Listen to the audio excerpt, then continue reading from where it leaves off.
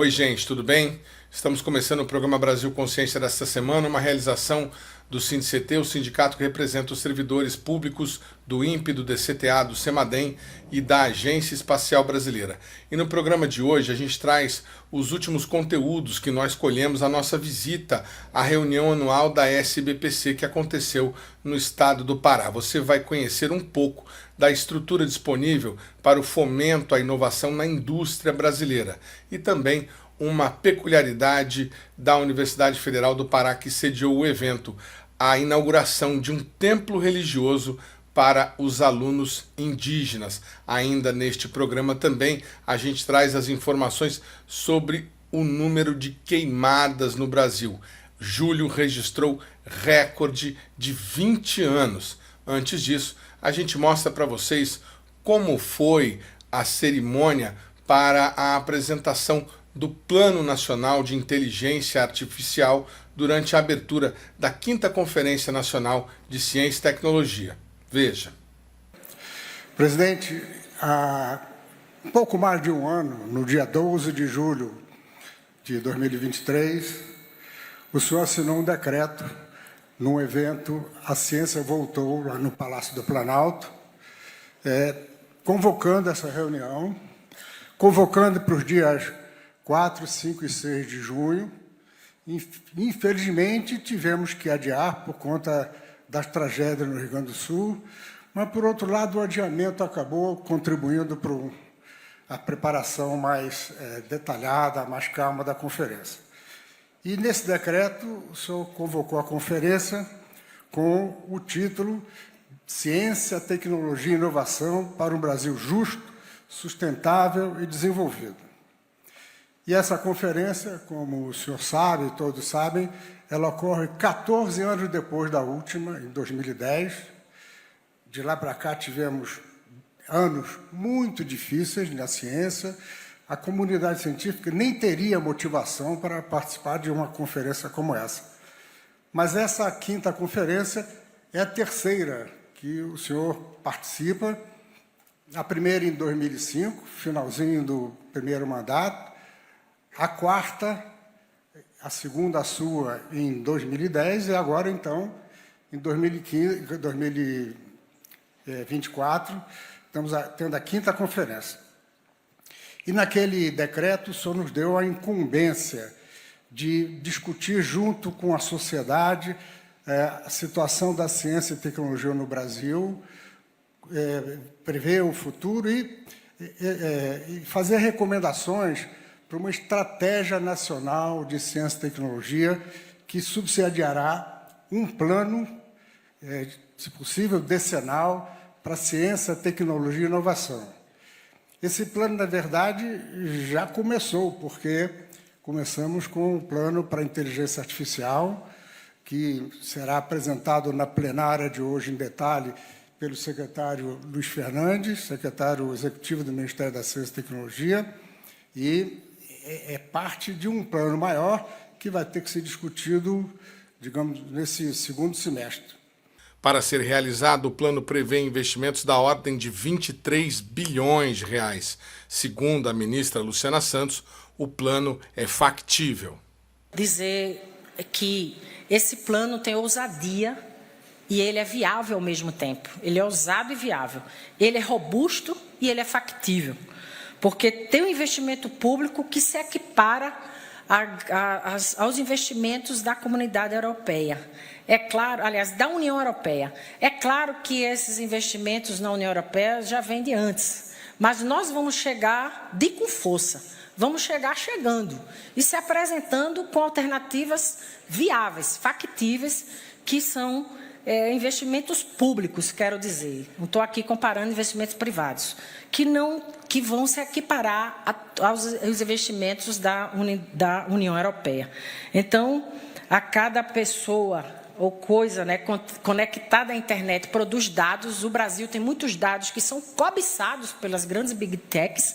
E, como o senhor tem dito, nós vamos ter os nossos dados, que haverá de ter uma interação, uma integração que não há hoje, e com nuvem própria, soberana, brasileira, com linguagem brasileira. Soberania, autonomia para poder fazer valer a inteligência do nosso país.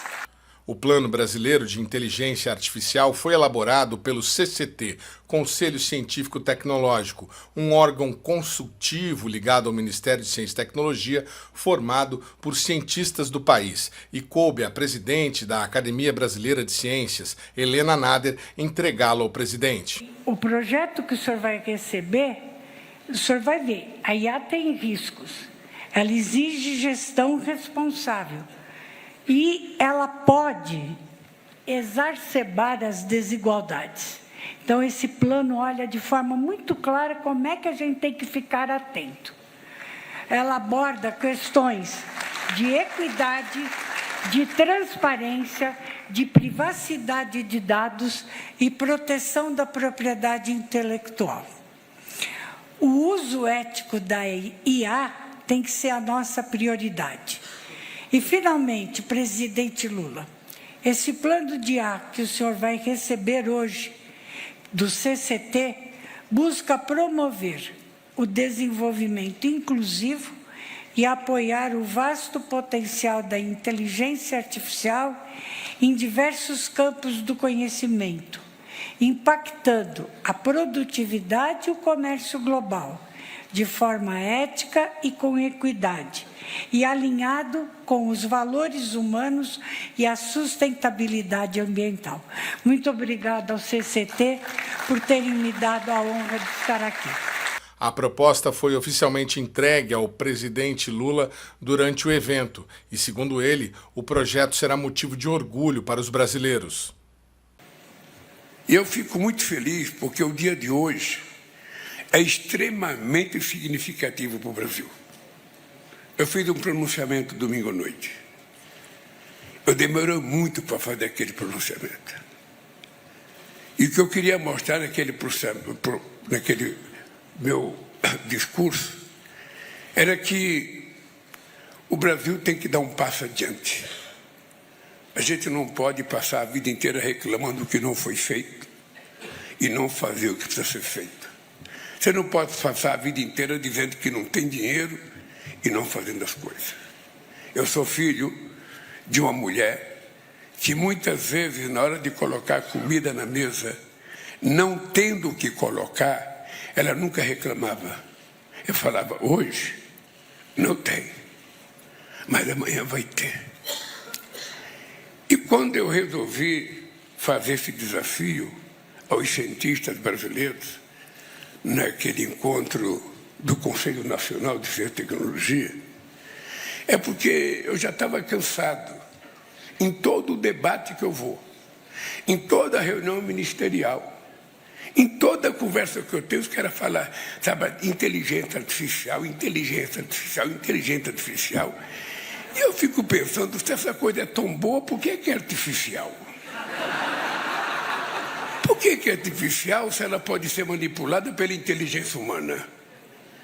No fundo, é a inteligência humana que pode aperfeiçoá-la, porque nada mais é do que a gente ter capacidade de fazer a coletânea de todos os dados, e nós temos as Big Techs que faz isso sem pedir licença, sem pagar imposto, e ainda cobra dinheiro e fica rica por conta de divulgar coisas que não deveriam ser divulgadas. E eu fiquei pensando, será que nós, um país de 200 milhões de habitantes, um país que já completou, 524 anos, um país que tem uma base intelectual respeitada, uma base respeitada no mundo, inclusive, que tem um povo tão generoso, que vive na diversidade tão extraordinária, esse país não pode criar o seu mesmo mecanismo, ao invés de ficar esperando que a inteligência artificial, venha da China, venha dos Estados Unidos, venha da Coreia do Sul, venha da Coreia não sei de onde, venha do Japão, venha da... Não, por que não pode ter a nossa? E o que eu acho importante é que o dia de hoje, eu não sei se a imprensa está se dando conta disso, mas eu vou dizer uma coisa para vocês. O dia de hoje é o primeiro ato, depois do meu pronunciamento, E não poderia acontecer coisa melhor. Depois do meu pronunciamento, eu recebi de presente dos cientistas brasileiros uma proposta a ser discutida com o governo, mas acompanhada pelo Conselho de Ciência e Tecnologia, que vão acompanhar cada passo que o governo der. Porque o que vocês apresentaram não pode ficar numa gaveta. Não pode. O que vocês entregaram para mim, a semana que vem já vou ter uma reunião com ministros para apresentar ao conjunto dos ministros a nossa proposta de política de inteligência artificial que vocês nos entregaram. E a partir daí vamos tomar decisões para saber como é que a gente vai fazer essa coisa acontecer de fato e de direito nesse país. E de vez em quando as pessoas perguntam: Lula, por que você tem obsessão por educação? Você quer fazer tudo, você quer fazer universidade? É pelo fato de eu não ter tido oportunidade. Eu não tive oportunidade e eu quero que todos os brasileiros tenham oportunidade, independentemente da sua origem social, independente de onde ele nasceu, independente da sua cor. Eu não quero saber se ele é evangélico ou católico, eu quero dizer que ele tem que ter oportunidade. É isso que nós temos que ter.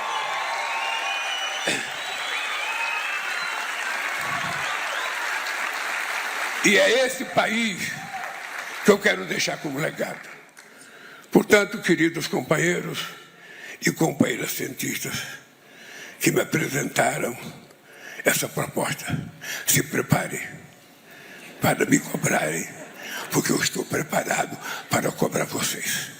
Não pense que o trabalho de vocês se encerrou quando vocês me entregaram.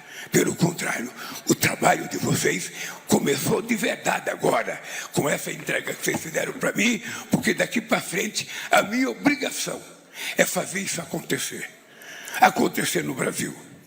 Fazer com que a gente seja modelo. Com que as pessoas lá fora, até um chinesinho fala: olha, o Brasil tem uma inteligência artificial. O cara da Coreia do Sul, aí o Brasil tem. Os Estados Unidos, lá do Silício, o Brasil fez. Esse orgulho que nós temos que carregar dentro da gente. Sabe? O orgulho de alguém, sabe, que não é superior, mas não é inferior. De alguém que quer ser apenas igual. Que alguém quer ter o prazer de fazer as coisas. Esse é o presidente da República que foi eleito nesse país em 2023. E é esse presidente da República que quer deixar como legado uma sociedade com S maiúsculo. Um Brasil de conhecimento com C maiúsculo. Um Brasil de homens e mulheres com H e com M maiúsculo. Um Brasil de pessoas orgulhosas e sequiosas por querer mais e sempre mais. Um abraço e boa sorte aos cientistas brasileiros e boa sorte ao nosso governo.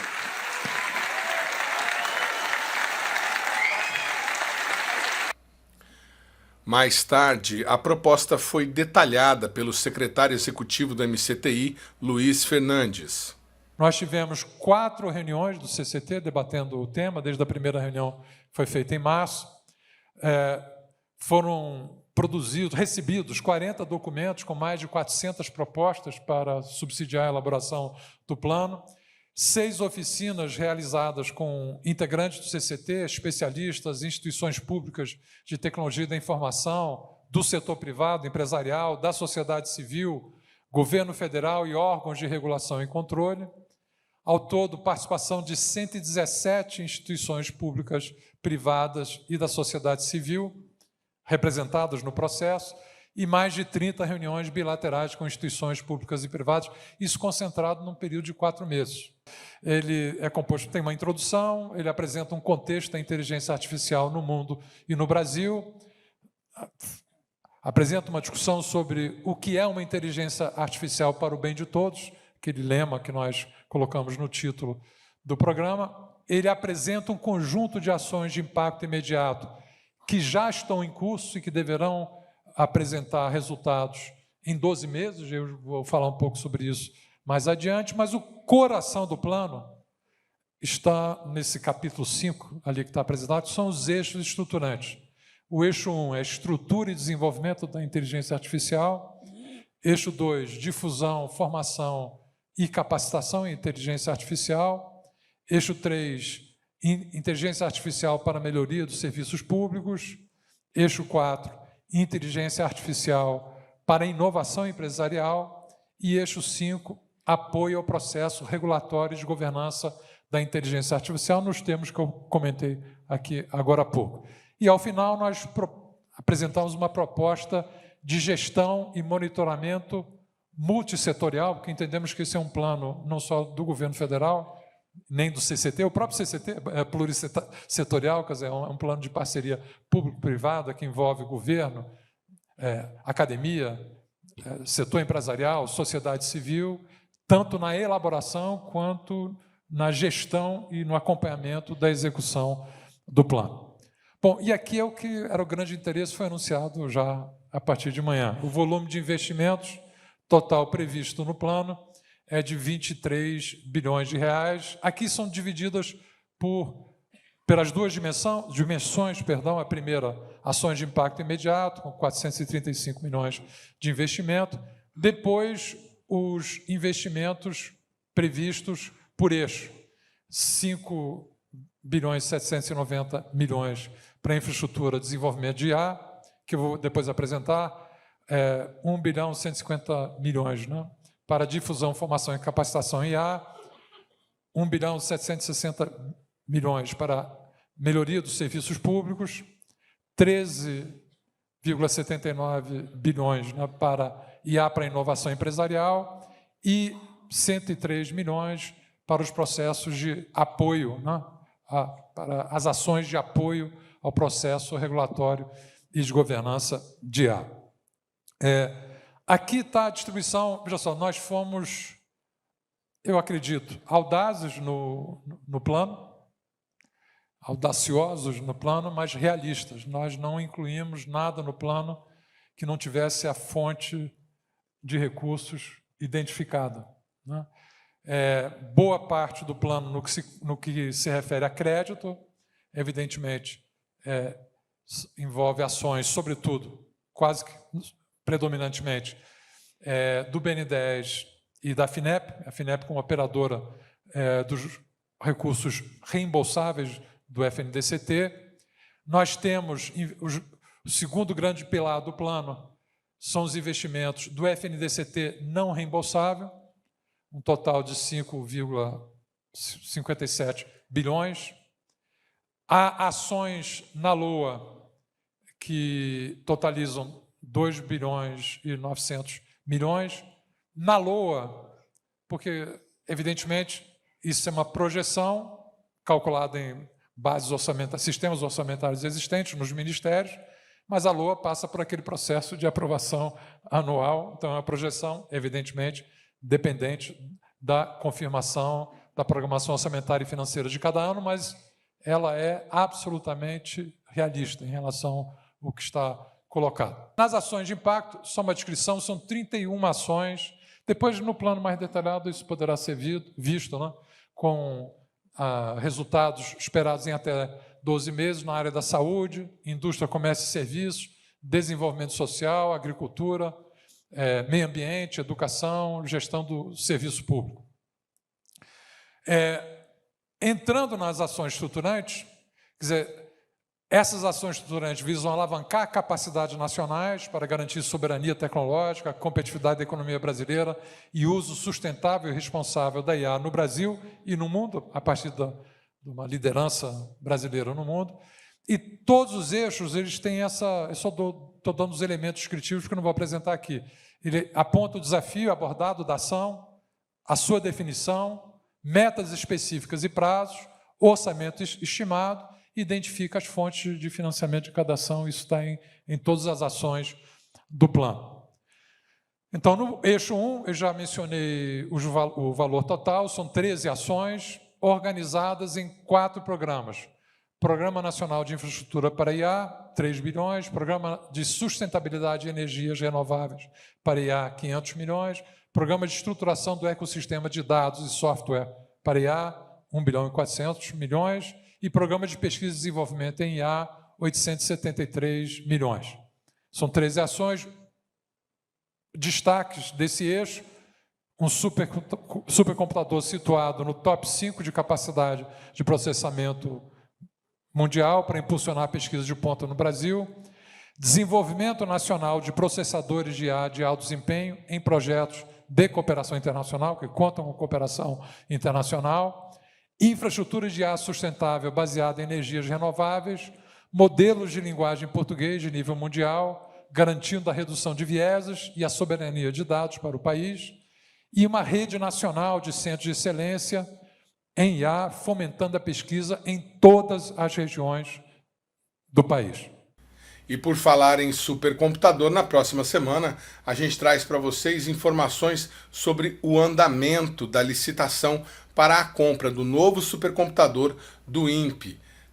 O programa Brasil Consciência vai para um rápido intervalo, mas na sequência você terá um resumo das principais discussões quanto à estratégia espacial brasileira apresentadas na 5ª Conferência Nacional de Ciência e Tecnologia. É um instante só, não sai daí.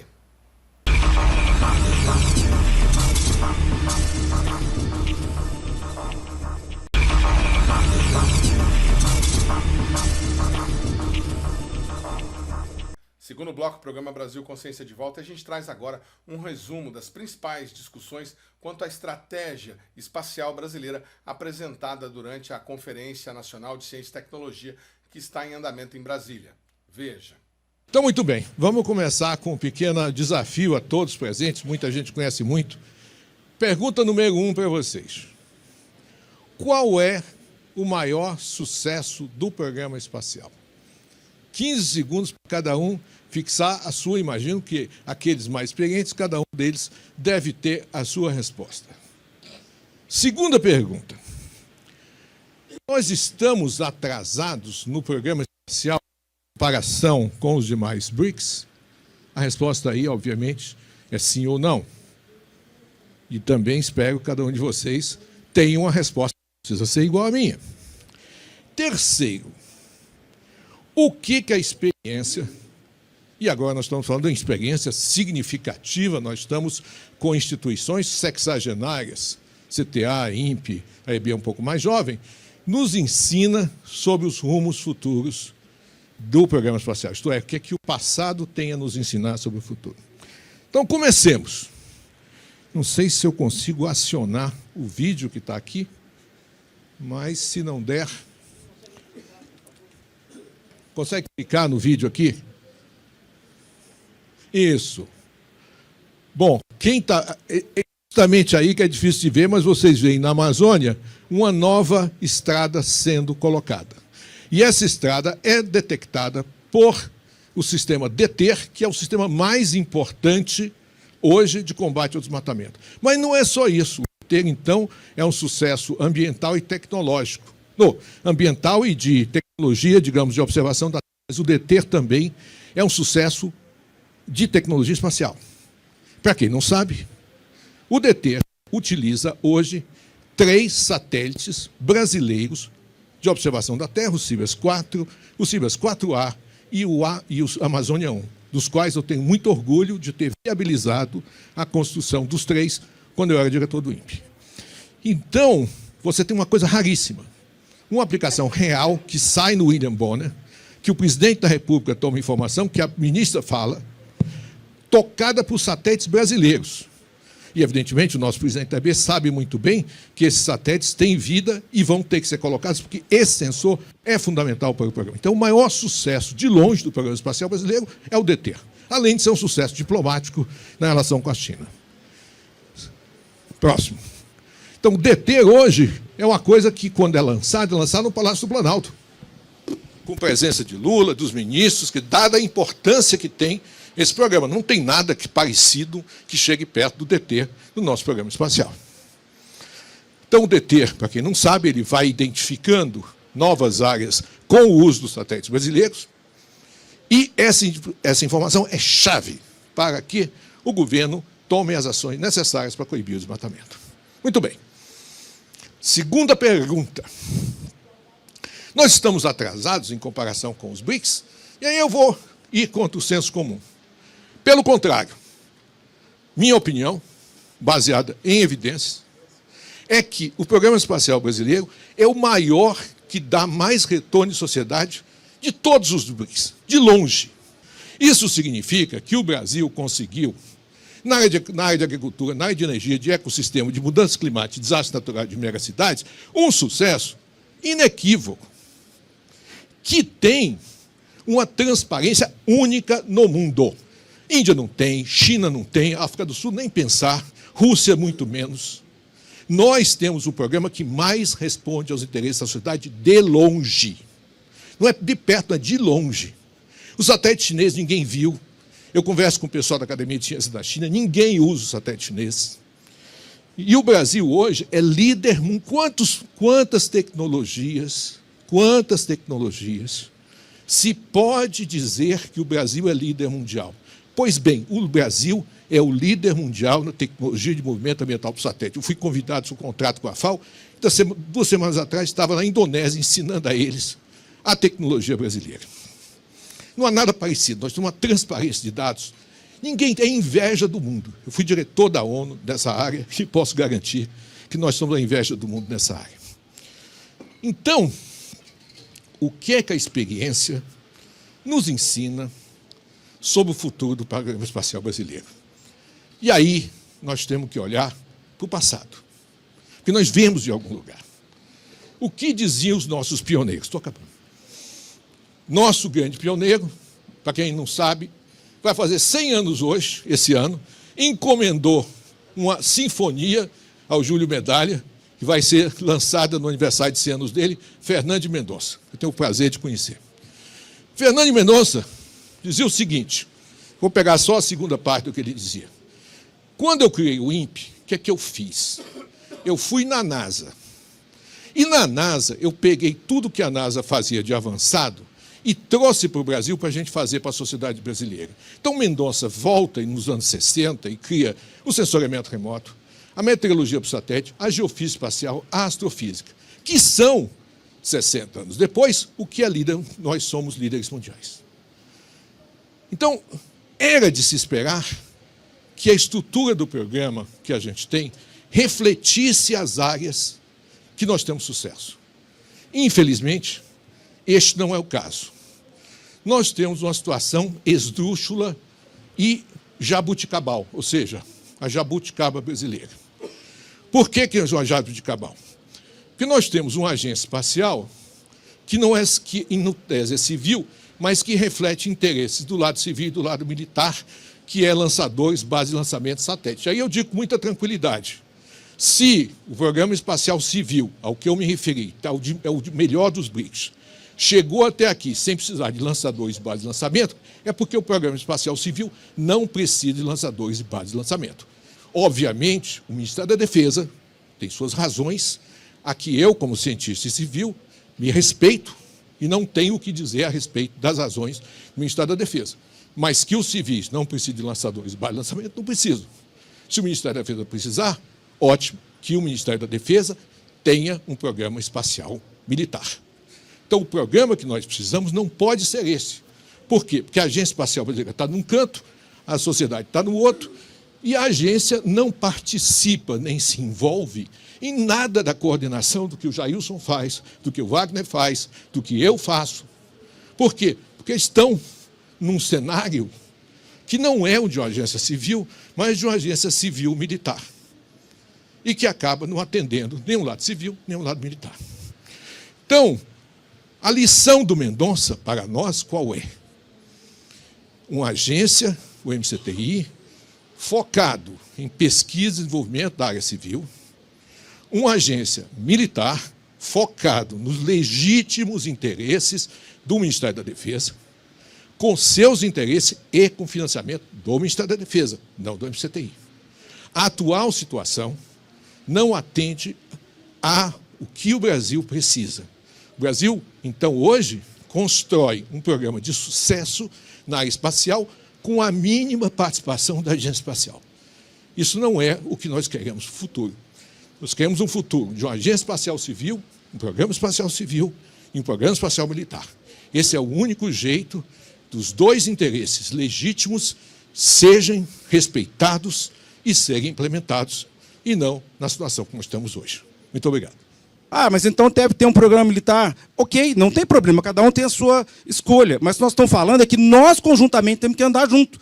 Não adianta ter o programa lá, militar, sozinho, lá, e o cara caminhando, e a gente não está junto, usando as tecnologias. Então, é isso que nós estamos falando. Tem uma expertise acumulada gigantesca que tem que ser colocada. Então, eu coloco aqui, aproveitar a expertise instalada nas unidades de pesquisa. Claro que envolve parceria com as agências espaciais, né, do BRICS, eu coloquei mais, porque a gente sabe que tem vários outros países agora, NASA, a gente está em parceria, né, que tem um telescópio espacial que a gente está querendo fazer, participar da construção dele, né, que chama HWO, né, são os mundos, observatórios dos mundos habitáveis, então é uma coisa fundamental, e uma linha que é importante para nós, que são as observações ultravioleta, porque o pano de fundo que está aqui, gente, é a ciência. Ultravioleta tem muita energia, muita informação, a gente precisa de conectar lá. Tá? Assim como você tem que ir para raio-x e outras coisas. Então, uma recomendação é que a gente possa preparar uma base para que a gente, daqui a algum tempo, como nós fizemos nesse pacote da astronomia, de aprender a fazer instrumento, hoje fazemos nossos próprios, trabalhamos com os outros, isso nos serve para trocar tempo. Tá? A gente está participando, nós estamos fazendo o maior espectrógrafo do mundo, que vai equipar o maior telescópio do mundo, que vai ter 39 metros de diâmetro. Então, a gente está fazendo isso. Eu estou tendo que construir uma sede nova, porque a altura do tamanho das coisas é de 10, 15 metros, e lá tem um pé direito que é 5 no máximo. Então, para vocês terem uma ideia do que nós estamos falando, como que você integra essa coisa. Então, a gente tem que pensar e ir para frente. Como eu disse, né, até comentei com o Gilberto, é super importante a gente ter PRODES, TDT, ter um monte dessas coisas, mas nós estamos aqui para recomendar o futuro. Nós estamos aqui para falar qual é o futuro que a gente quer. E esse futuro, quando a gente fala e sugere que a gente tem que preparar as bases, construir um telescópio espacial brasileiro, nós estamos falando em um pacote de tecnologia envolvido, um pacote de conexões envolvido. Isso me leva na direção de eu terminar essa conversa que a gente está tendo aqui, no seguinte sentido. Tá? A gente precisa, tá, de uma indústria de ótica fina, tá? Filmes finos, que é isso que recobre o seu, né, óculos, quando você sai para o sol, você não toma aquela chaporada de luz no olho, e, essencialmente, sensores ópticos. Ninguém consegue imaginar, hoje em dia, que a gente não tenha nada que não tenha sensores ópticos. Se alguém consegue imaginar, fica feliz. Até estava contando para o pessoal, né, uns alunos meus, passado, que eu cheguei de noite, cansadão para dar aula, eles cansados também.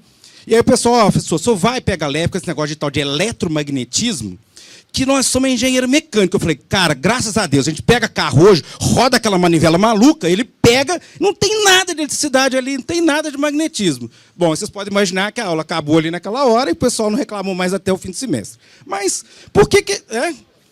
Mas é o brinquedo, você pode falar que não precisa, mas daí você escolhe estar num lugar a reboque. E eu acho que hoje, aqui o que pede da gente, dessa plateia, o que pede desses debatedores é: vamos apontar o caminho, porque ou a gente aponta o caminho, ou a gente toma a decisão, como nação, que a gente sai do lugar que a gente está, ou nós vamos ficar arrastando marreta e depois fazendo e vivendo o que os outros querem. O cara cisma hoje, a gente é o país do agrocoisa, mas alguém cisma de estar numa confusão lá, não chega fertilizante, e aí você não planta nada. Alguém cisma de falar, olha, agora acabou, não vou deixar mais você usar o meu redezinho do, sei lá, piu-piu-piu, né? E aí o cara tem uma crise, fica maluco com aquele negócio. Por quê? Porque você escolheu não ter a sua.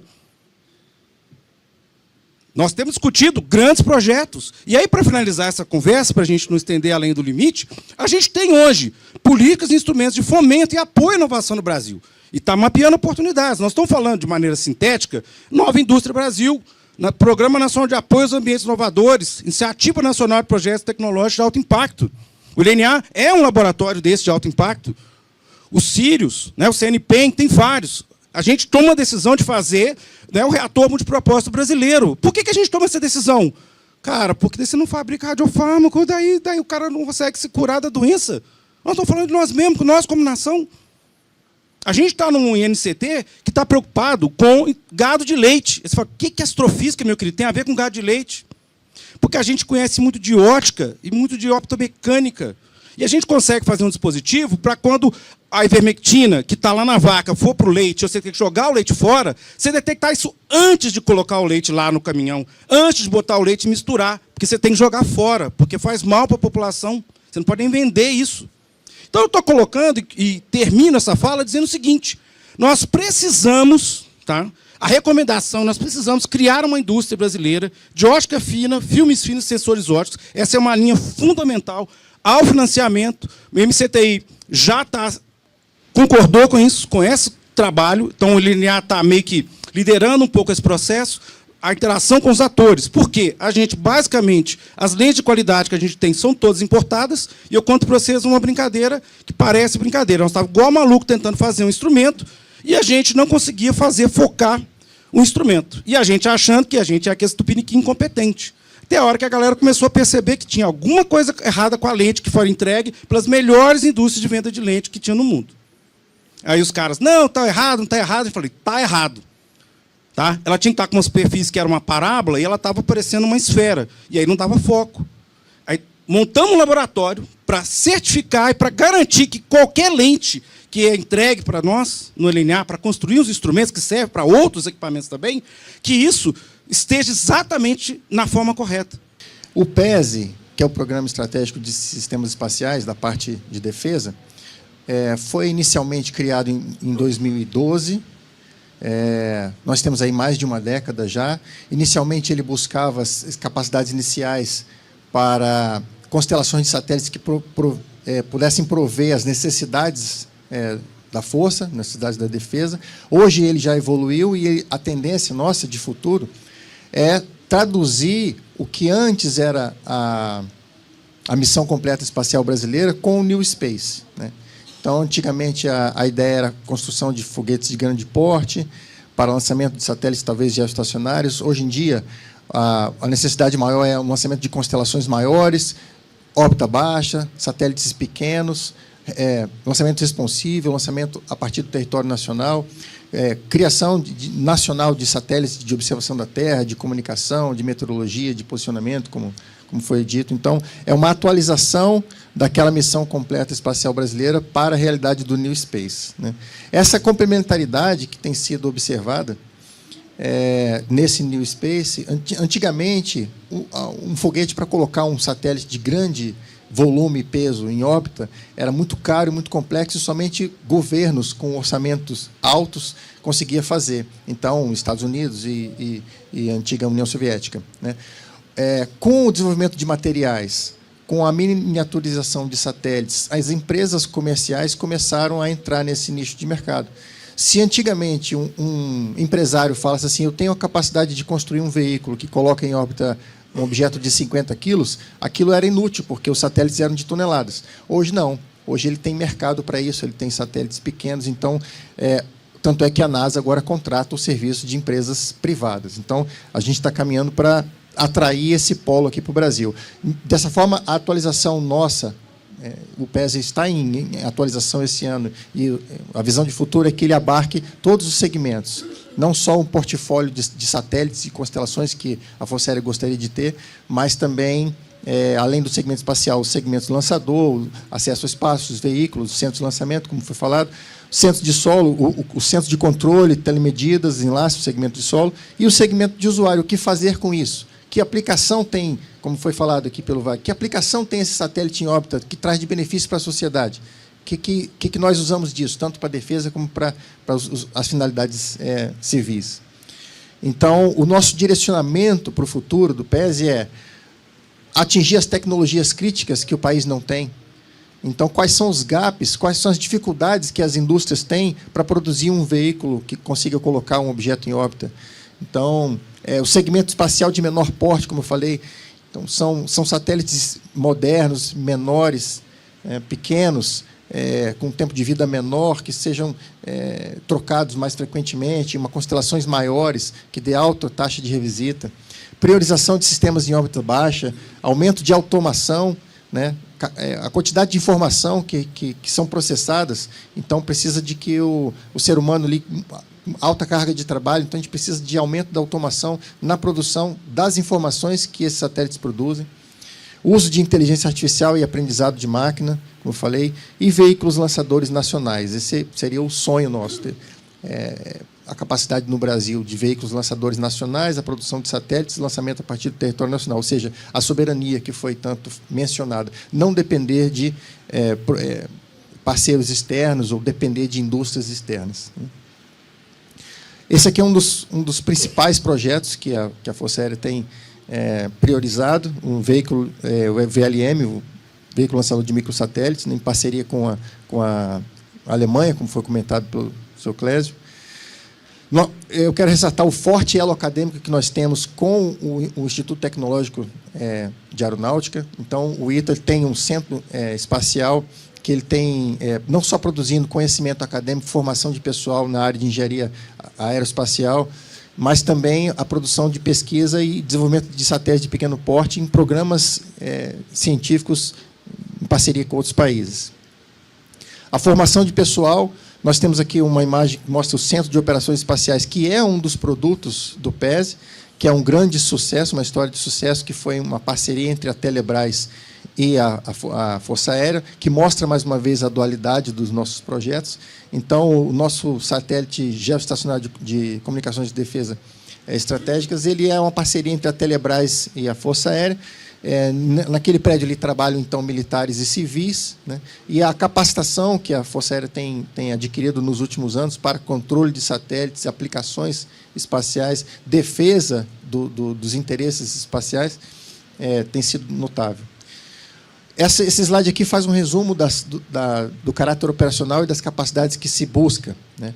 Então, o comando e controle não é simples, pode parecer simples quando a gente está controlando 1, 2, 3 satélites, mas quando se fala em constelações com centenas de satélites, então, o comando e controle, a capacidade de monitorar e controlar constelações grandes é muito importante.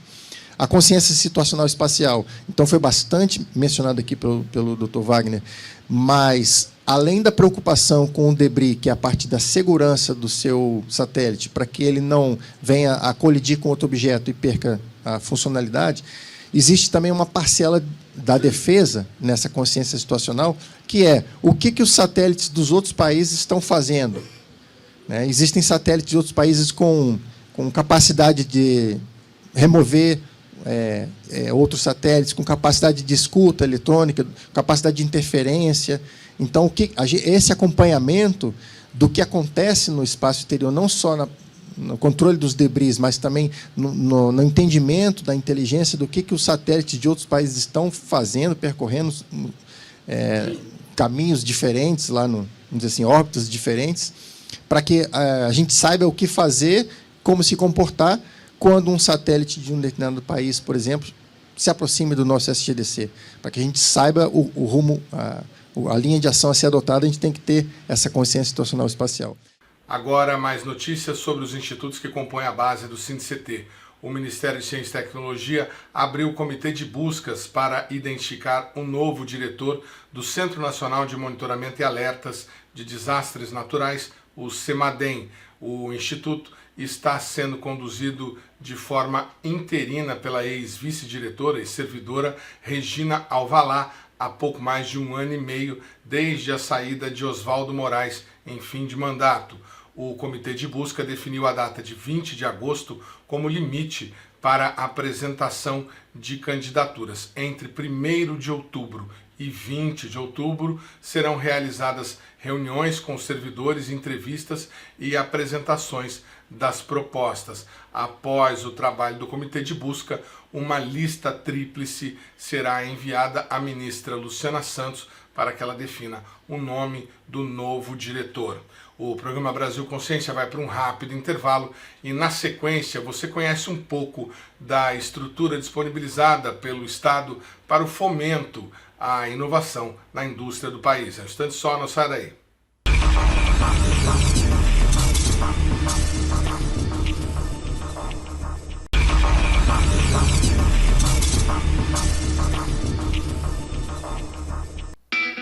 Terceiro bloco, programa Brasil Consciência de volta, e a gente mostra para vocês agora um pouco da infraestrutura de fomento e pesquisa disponíveis à inovação industrial no Brasil. Para isso, nós vamos mostrar 2 estandes que foram apresentados à população na última reunião anual da SBPC em Belém do Pará, reunião que a gente já vem mostrando há algum tempo aqui no nosso programa.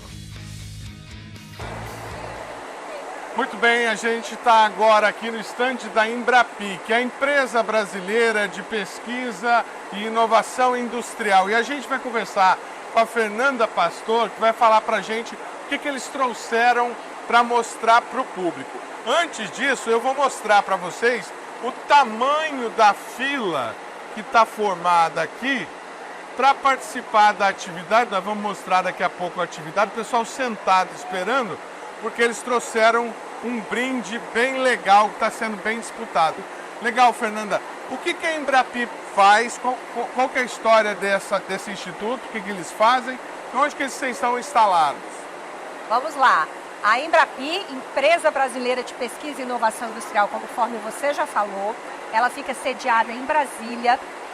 É um organismo, uma organização bastante nova, tem apenas 10 anos. E a principal missão dela é fomentar o desenvolvimento e inovação para as empresas brasileiras. Então, a Embrapi, ela recebe recursos de alguns ministérios, Ministério da Ciência e Tecnologia, Ministério da Saúde, Ministério da Indústria e Comércio, tem parceria com o SEBRAE, com o BNDES, e com esse recurso, nós formamos uma rede de centros de pesquisa que são credenciados, chamamos de Rede Embrapi. Hoje nós temos 93 centros de pesquisa espalhados em todo o país, e esses centros de pesquisa atuam junto com as empresas, a indústria brasileira, para resolver os desafios tecnológicos que essas empresas têm. Então, esse é o grande desafio da Embrapi hoje, né? Fomentar o desenvolvimento de tecnologia, projetos de P&D. E hoje, aqui no evento, a gente trouxe um quiz bem legal, está ali na televisão, aqui à minha direita, e a gente tem quiz de vários temas, todos eles ligados à sustentabilidade, né? Relativos a projetos inovadores que a Embrapi apoiou para o desenvolvimento sustentável, casas 3D, enfim, é um quiz bem bacana que a garotada participa e ganha um brinde bastante interessante, que é um copinho descartável sustentável. Então, a Embrapi, para quem não sabe, foi a empresa que financiou a construção do primeiro satélite particular construído pela Visiona, primeiro satélite particular brasileiro lançado recentemente. Mostra pra gente então um pouco desse quiz, como é que funciona? Nós temos aqui 4 temas, né? Biodiversidade amazônica na luta contra doenças neurológicas. O segundo quiz é transformando resíduos em soluções sustentáveis.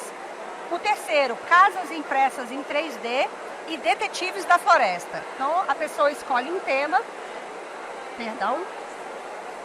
são feitas algumas perguntas e ela acertando todas as respostas, ela ganha esse brinde incrível. É digamos assim, um penduricalho com um copo maleável. Dá para guardar na bolsa, dá para guardar no bolso, bastante interessante. Tem que acertar tudo, se errar, perde. E tem que dizer também o que é a Embrapi e o que a Embrapi faz. Porque nosso objetivo aqui é divulgar o propósito da Embrapi, o que ela é e o propósito dela dentro do cenário da indústria brasileira. Muito bacana. E o que é aquilo ali brilhando, piscando ali, que está atraindo gente também, fazendo foto? É um balanço instagramável, bem bacana, está fazendo o maior sucesso. O pessoal senta ali, tira a sua selfie ou pede para outra pessoa tirar foto. E aí posta no Instagram marcando a Embrapi também. Então, vamos lá. Tem que fazer isso para ganhar o brinde, não? Tem! O brinde aqui não é fácil, não é brinde não, é prêmio.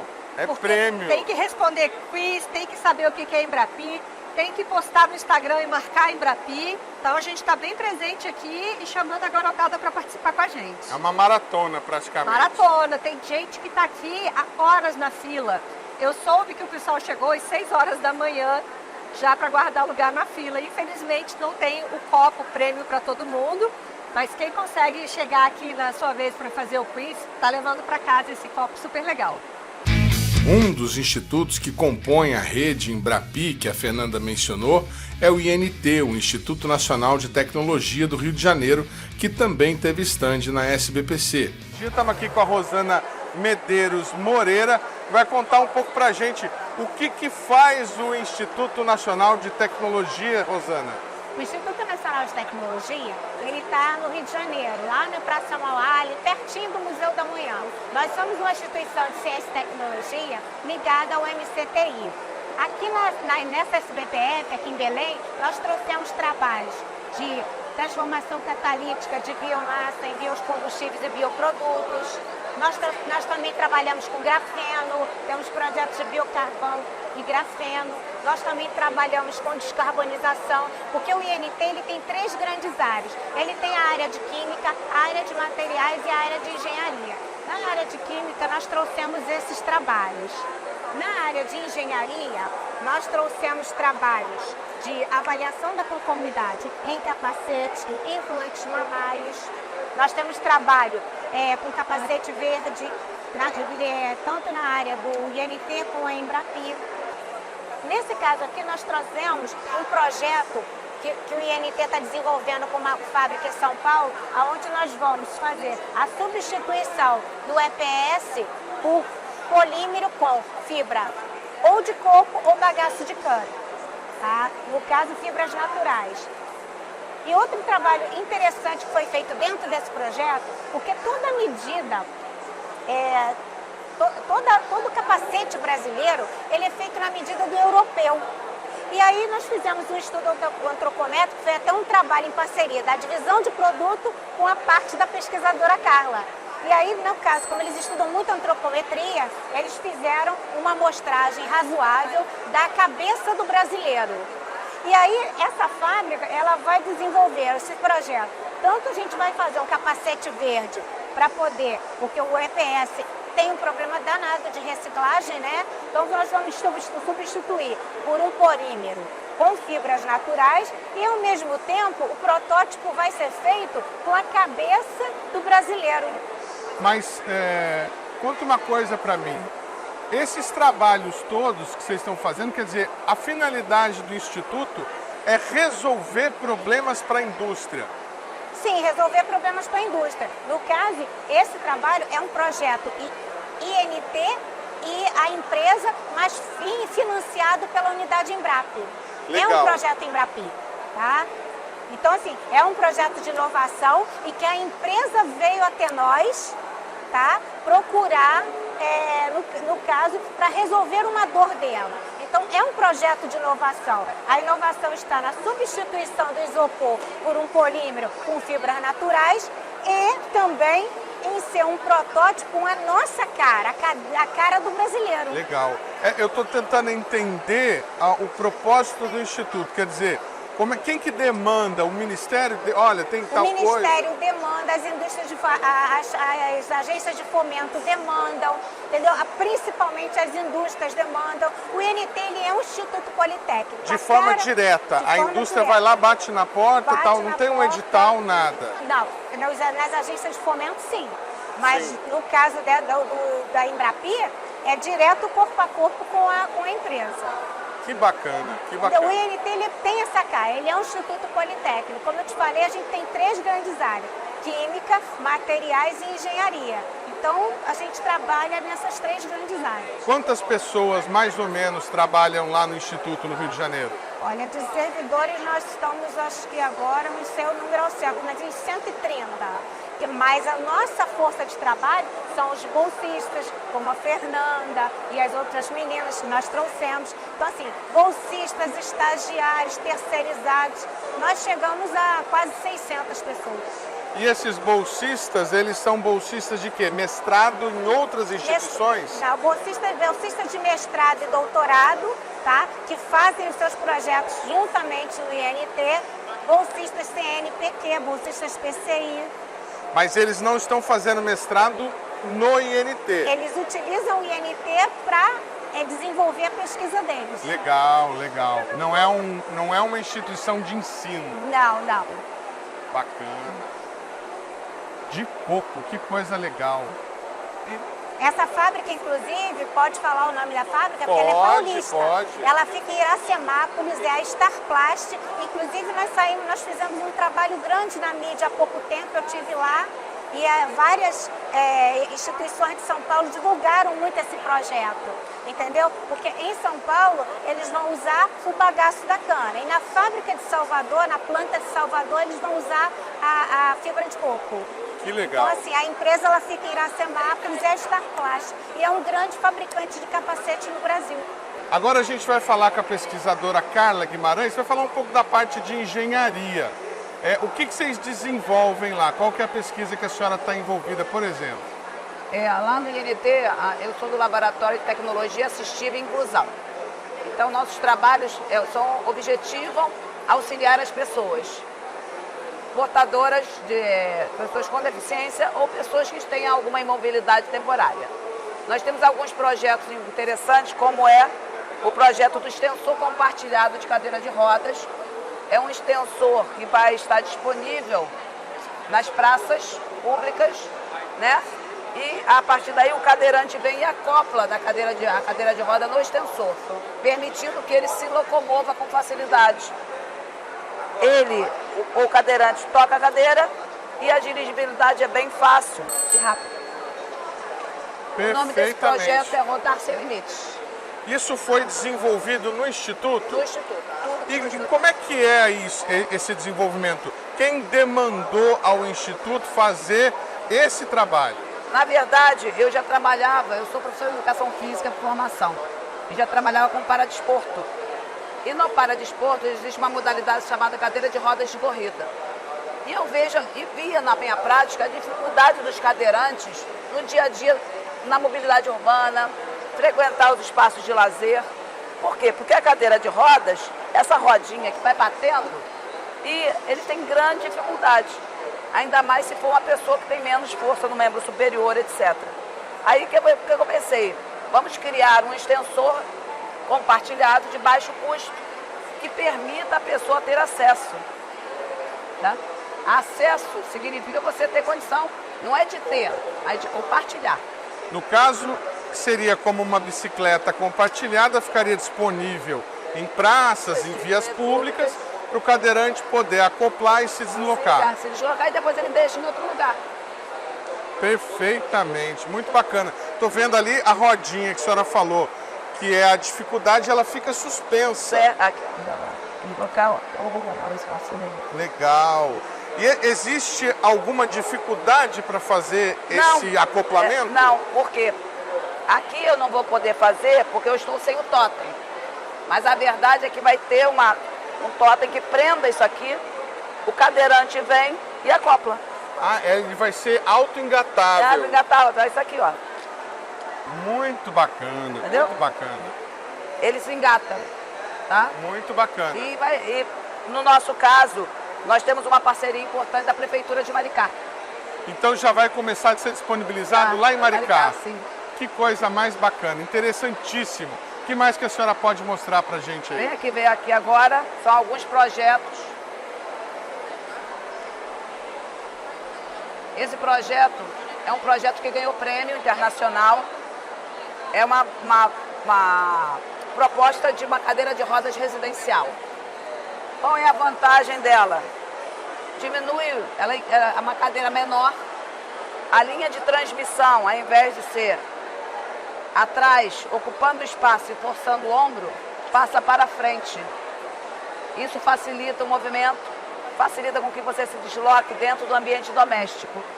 Perfeitamente. E a proposta é que ela seja totalmente dobrável, porque a gente sabe que hoje em dia os espaços são pequenos e você precisa desocupar. Isso aí seria um protótipo? Essa cadeira já está montada, construída? Não, esse aqui é um modelo 3D. Modelo 3D, mas a gente já está desenvolvendo o primeiro protótipo. Tá? Bacana, bacana. Isso aqui já é uma coisa interessante, já disponível, que é uma capa de prótese. Por que capa de prótese? Porque muitas pessoas, às vezes, se sentem envergonhadas de ter uma amputação e usar uma prótese. Mulheres, não vou usar uma saia, não vou usar uma bermuda, por causa da questão de uso da prótese. Na verdade, isso aí você veste a prótese, combinando com a roupa. Então, isso humaniza essa prótese. Como é que é? Seria o quê? Aqui está a perna da pessoa, ou a parte do membro, e você engata e a pessoa sai com a prótese envolvendo. Perfeitamente. Como se fosse uma roupa, né? Uma prótese.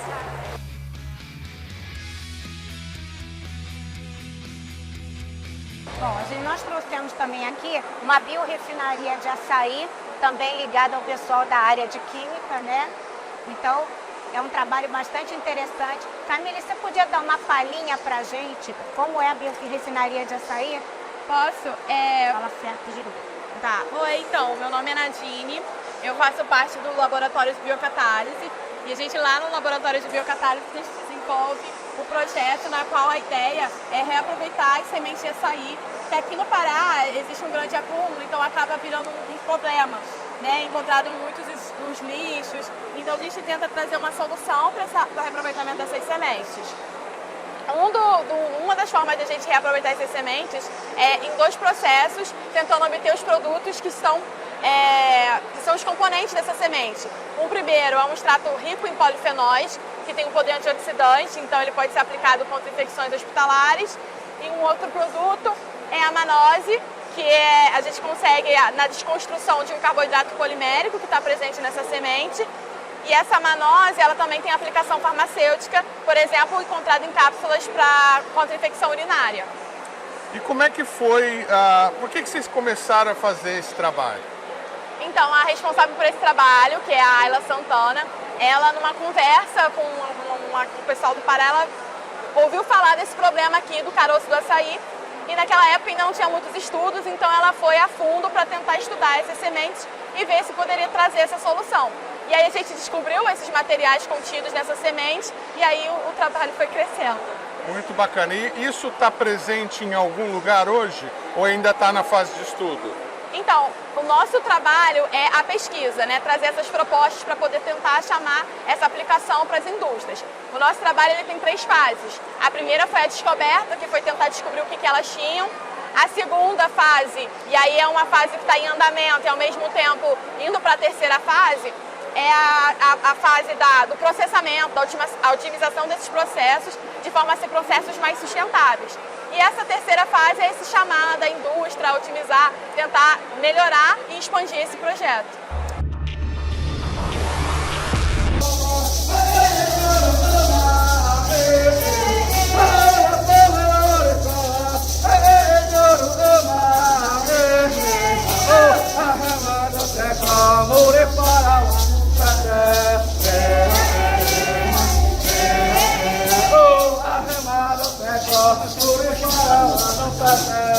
Um dos aspectos mais particulares da Universidade Federal do Pará é a intensa participação da comunidade indígena no ambiente acadêmico. E durante a SBPC, além das mesas redondas e conferências discutindo a participação dos povos originários na cultura e na preservação da Amazônia, também houve espaço para uma celebração.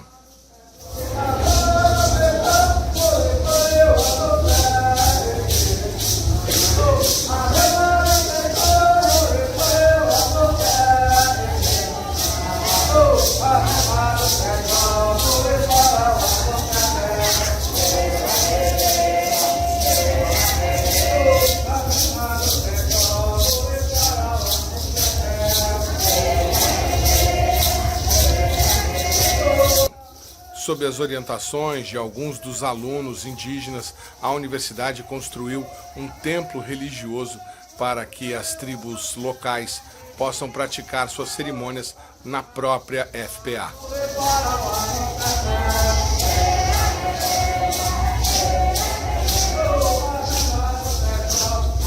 Esse momento é um momento significativo para nós, indígenas, aqui dentro da Universidade Federal do Pará.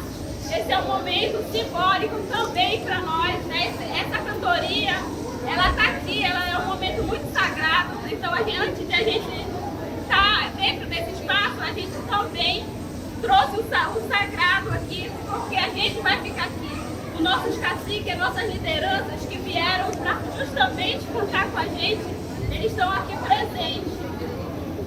E também dizer que esse momento a gente não está sozinha, a nossa ancestralidade está aqui, nossos caruanas estão aqui presentes com a gente, né? Se alguém perceber que até eu fiquei toda arrepiada quando eu entrei. Então esse é um momento que nos pertence e pertence aos estudantes indígenas e como também outros povos que também vão estar aqui nesse espaço justamente com a gente.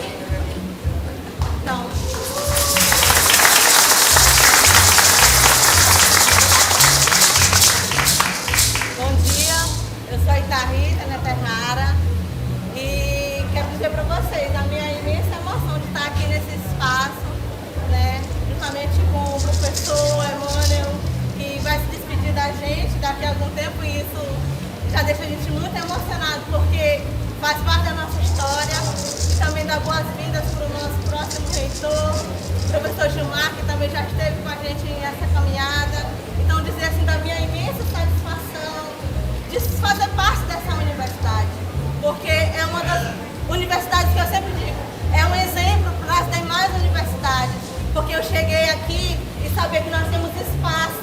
específicos, que respeita a inclusão e a diversidade brasileira. Não vou nem dizer que é dos povos indígenas somente, mas é um exemplo sim a ser seguido. E chegar aqui na mãe UFPA, além da minha mãe que também está aqui conosco, é um prazer para mim muito grande de ter uma reitoria próxima, que foi esse papel que o professor Emmanuel desempenhou durante toda essa caminhada conosco, né? Eu me sinto assim, sem palavras para expressar tudo que eu passei, todo o crescimento que eu tive dentro desse espaço da universidade. E estou falando isso porque eu sei que esse é o sentimento também dos outros estudantes indígenas que estão, que permanecem, ou os que passaram dentro dessa universidade. Para a gente é um conhecimento muito necessário, porque só haverá ascensão social através do ensino e da educação. E isso a gente participa, compartilha e aprende muito dentro desse espaço. Embora a gente precise avançar em muitos quesitos, em muitas questões, mas pelo menos a gente já começou a caminhar. E chegar na universidade e saber que nós temos uma mão para nos acolher ou para nos direcionar, para a gente é uma satisfação muito grande de ter a Universidade Federal do Pará como uma parceira dos povos indígenas e está fortalecendo a defesa dos nossos direitos, a defesa do nosso território. E estamos todos juntos aqui, lutando pela permanência da população mundial nesse planeta, que é não as mudanças climáticas e todo mundo junto nessa. Muito obrigada. Reitor, a gente ainda está no meio do evento, mas já é possível fazer uma avaliação. Como é que o senhor encara aí o resultado, as ações que foram feitas pela SBPC e pela universidade até o momento nesse evento grandioso?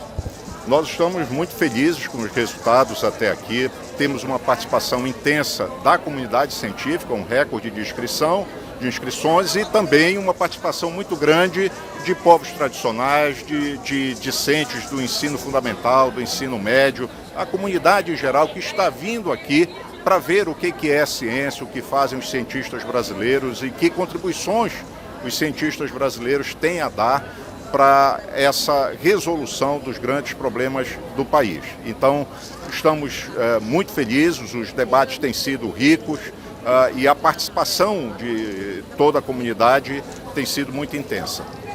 A gente tem, tradicionalmente na SBPC, uma programação voltada às questões regionais e isso está bastante forte aqui, inclusive por conta da emergência climática, né? O senhor acredita que o conteúdo da SBPC da Universidade Federal do Pará pode ecoar por algum tempo e trazer resultados práticos para a política do país? Eu tenho certeza que sim, porque a realização desta reunião aqui em Belém, na Universidade Federal do Pará, que é uma instituição que faz pesquisa sempre colocando em relevo o que é a realidade das populações da Amazônia, isso tudo contribui para que pesquisadores, cientistas de todo o país conheçam mais sobre essa realidade e levem mais em conta aquilo que estão aprendendo aqui nas suas participações nos debates sobre políticas nacionais. Agora, esse evento aqui que a gente acabou presenciando quase sem querer, é um esforço da universidade para trazer uma oca para celebrações de cunho religioso indígena. O que representa essa iniciativa para a universidade? Por que vocês adotaram isso? Então, a Universidade Federal do Pará, justamente pela sua vocação, ela tem programas especiais para o acesso de indígenas e quilombolas. E há muito tempo nós precisávamos de um espaço em que eles possam compartilhar as suas culturas, em que a nossa comunidade toda possa aprender com eles sobre as suas culturas. E acabamos de inaugurar, então, esta maloca que a partir de agora passa a ser um território da diversidade no campus da UFPA em Belém.